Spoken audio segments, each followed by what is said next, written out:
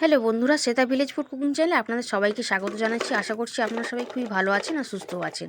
আজকে আমি সুজি দিয়ে আর দুধ দিয়ে খুব সুন্দর সহজভাবে একটা বিস্কুটের রেসিপি শেয়ার করব। ঘরে থাকা অল্প কিছু উপকরণ দিয়ে কিন্তু বানিয়ে ফেলা যাবে, আর খেতেও কিন্তু দারুণ হয়। আর এইভাবে বানিয়ে কিন্তু আপনারা সারা মাস জুড়ে সংরক্ষণ করে খেতে পারবেন। চলুন তাহলে বিস্কুটটা বানিয়ে ফেলা যাক। এখানে আমি একটা বাটি মেপেই সব কিছু কিন্তু নেব। এখানে আমি সরুদানা সুজিটা নিয়েছি। এখানে 150 গ্রামের মতন সুজি আছে। এক বাটি পরিমাণে কিন্তু সুজিটা নিলাম। আর নিয়ে নেব ময়দা। ময়দার পরিবর্তে আপনারা কিন্তু আটা দিতে পারেন। হাফ বাটি দিয়ে দিচ্ছি ময়দা। আটা দিয়েও কিন্তু বানানো যাবে। এখন চামচ দিয়ে একটু সময় নিয়ে খুব ভালো করে 2 মিনিটের মতন কিন্তু সুন্দর করে মিশিয়ে নিতে হবে সুজি আর ময়দাটাকে। আবারও বলছি, ময়দার পরিবর্তে আটাটা দিলেও কিন্তু হবে। এখন নিয়ে নেব চিনি। চিনিটা গুঁড়ো করে দিলেও হয়, কিন্তু একটু গোটা গোটা দেবো, কারণ চিনিটা কিন্তু গোটা গোটাই থাকবে বিস্কুটের উপরে। তাতে দেখতেও ভালো লাগবে, খেতেও কিন্তু সুন্দর হবে। আর হাফ বাটির চেয়ে একটু কম চিনি নিয়েছি। খুব সুন্দর করে চিনিটা কিন্তু মিশিয়ে নিচ্ছি। এখন কিন্তু কিছুটা বাদাম ভেজে নিয়েছিলাম, কাঁচা বাদামও কিন্তু দেওয়া যেতে পারে। একটু ছাড়িয়ে নিয়েছি। এবার একটা লোড়া দিয়ে ভালো করে কিন্তু একটু থেঁতে নেব। মানে মিক্সিতে দিয়ে একদম গুঁড়ো করে নেওয়ার দরকার নেই, একটু আধ ভাঙা হতে হবে। একটু টুকরো টুকরো করে নিচ্ছি। তো আপনারা শিলেও গুঁড়ো করে নিতে পারেন, একটু হালকা করে কিন্তু গুঁড়ো করতে হবে। একটু ভেঙে ভেঙে নেবো আর কি। তো বাদামটা ভেঙে নিয়েছি, আর এটার সঙ্গে কিন্তু মিশিয়ে দেবো। এতে বিস্কুটগুলো দেখতে যেমন ভালো লাগবে, খেতেও কিন্তু তার থেকে বেশি সুন্দর লাগবে। চামচ দিয়ে খুব ভালো করে সুন্দর করে এভাবে কিন্তু মিশিয়ে নিতে হবে সমস্ত কিছু উপকরণগুলোকে। খুব সহজভাবেই বানিয়ে ফেলা যায় বিস্কুটটা। আর বানিয়ে কিন্তু ছোটো থেকে বড় সবাই খেতে পছন্দ করবে। আর বানিয়ে কিন্তু অনেকদিন ধরে রেখেও খাওয়া যাবে। এখানে আমি সাদা তেল দিয়ে দিচ্ছি। 2 চামচ পরিমাণে সাদা তেল দিলাম। ময়নটা একটু বেশি দিতে হবে যাতে বিস্কুটগুলো খাস্তা হয়। আপনারা কিন্তু একটু ঘিও দিতে পারেন। ঘি দিলে কিন্তু বিস্কুটগুলো আরও খাস্তা হবে, মুচমুচে তৈরি হবে। এখন চামচটা তুলে নিচ্ছি, আর হাত দিয়ে কিন্তু খুব ভালোভাবে ময়নটা দিতে হবে। একটু সময় লাগবে এইটুকু কাজ করার জন্য। খুব সুন্দর করে ময়নটা কিন্তু দিতে হবে।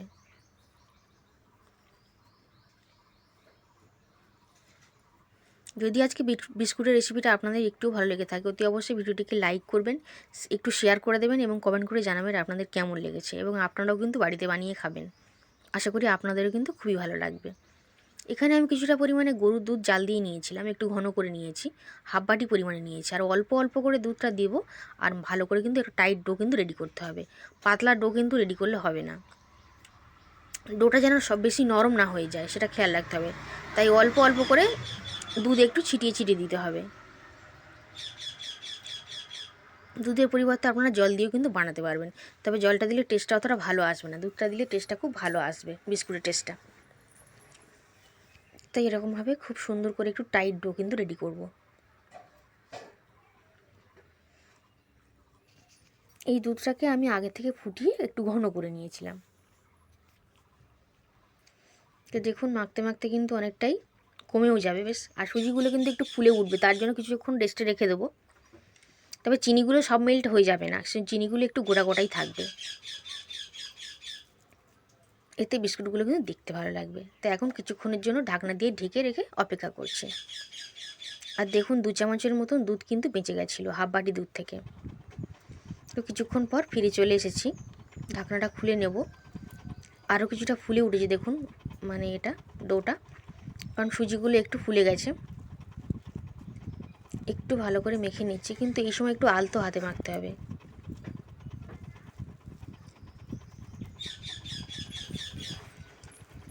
তো একটু ভালো করে মেখে নিলাম। এবার বিস্কুটগুলো কিন্তু বানিয়ে নেব। খুবই সহজ বন্ধুরা, আপনারা যে কেউ চাইলে একবার দেখলেই বানাতে পারবেন। বানানোর সময় হাতে একটু তেল দিয়ে নিতে পারেন, নইলে হাতে একটু যদি লেগে যায়। আপনারা যে কোনো বেলুন বাড়ি দিয়ে চাটুদের উপরেও বানাতে পারবেন, বেলুন চাকির উপরেও বানাতে পারবেন। একটা গ্লাস দিয়ে চেপে নেবেন, দিয়ে বিস্কুটটা কিন্তু গোল হয়ে যাবে। তো আমি এখানে মিডিয়াম সাইজ করে বানাবো বিস্কুটগুলোকে, গোল মোগল মতন।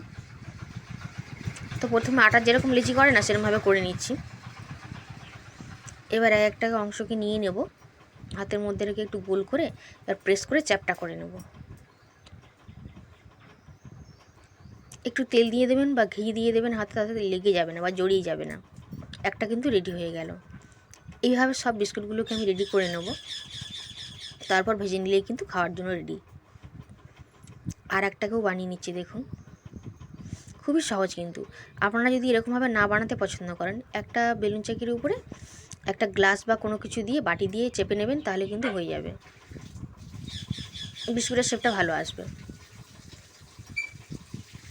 তো এইভাবে সমস্ত সব বিস্কুটগুলোকে আমি রেডি করে নিয়েছি। দেখুন অনেকগুলোই তৈরি হয়েছে। এবার এগুলোকে ভেজে নেওয়ার পালা। চলুন তাহলে বিস্কুটগুলোকে ভেজে নিই বা রেডি করে নিই। ভাজবার জন্য কড়াইতে তেল দিয়ে দিয়েছি, এখানে সাদা তেলেই ভাজবো। তেলটাকে ভালো করে গরম করলে হবে না, তেলের টেম্পারেচারটা দেখেই বোঝা যাচ্ছে যে কতটা রয়েছে। মিডিয়ামের চেয়ে একটু লো আঁচে কিন্তু ভাজতে হবে, তাহলে বিস্কুটগুলো ভিতর থেকে খুব ভালোভাবে কিন্তু রেডি হবে। একটু বেশি তেল হলে বা ফ্রাইং প্যানে হলে কিন্তু একসঙ্গে অনেকগুলো ভেজে নেওয়া যেত। তো সব তো দেখানো যায় না, তো কিছুক্ষণের পর আমি কিন্তু এটা উল্টে দিচ্ছি। 2 থেকে 3 মিনিট হয়ে গেছিলো। আর খুব হালকা আঁচে কিন্তু বিস্কুটগুলোকে রেডি করতে হবে। বিস্কুটগুলো কিন্তু ভাজবার পরও একটু নরম থাকবে, কিন্তু ভয় পাওয়ার দরকার নেই। ঠান্ডা হয়ে গেলে মানে হচ্ছে আধা ঘন্টা বা 1 ঘন্টা যাওয়ার পর কিন্তু বিস্কুটগুলো শক্ত হয়ে যাবে। তো এরকম লালচে করে ভেজে নিয়েছি, এর থেকে বেশি লাল করবার দরকার নেই। এখন তেলটা ঝারিয়ে তুলে নিচ্ছি। বিস্কুটগুলো একটু ফাটা ফাটা তৈরি হবে, তাতে কিন্তু মানে খুব ভালো হয়েছে, তার মানে খুব সুন্দরভাবে রেডি হয়েছে বুঝতে হবে। আমার মতন করে এইভাবে একবার বিস্কুটটা বানিয়ে দেখতে পারেন, আশা করি আপনাদেরও কিন্তু খুব ভালো লাগবে। তো তেলটাকে আবার ঠান্ডা করে নিতে হবে, কড়াইটাকে উনুন থেকে নামিয়ে নিতে হবে, তারপর কিন্তু ওই তেলের মধ্যে বিস্কুটগুলোকে দিতে হবে। তেল এখন যখন তেলের মধ্যে দিলাম বিস্কুটগুলো, তেলের টেম্পারেচারটা দেখুন কতটা রয়েছে, একটু হালকা বুদবুদ উঠছে, এরকম অবস্থায় কিন্তু দিতে হবে। একটু টাইম নিয়ে ভাজতে হবে। তো কিছুক্ষণের পরে এগুলোও ভেজে নিয়েছি লাল করে, এখন তেলটা ঝারিয়ে তুলে নিচ্ছি। তো সমস্ত সব বিস্কুটগুলোকে রেডি করে নিয়েছি, এখন 1 ঘন্টার মতো রেখে দেবো, একটু ঠান্ডা করে নেবো, তারপর আপনাদেরকে দেখাবো। কিছুক্ষণ পর ফিরে এসেছি, একটা প্লেট নিয়ে নিয়েছি, আর বিস্কুটগুলোকে দেখিয়ে দিচ্ছি কতটা মুচমুচে হয়েছে দেখুন।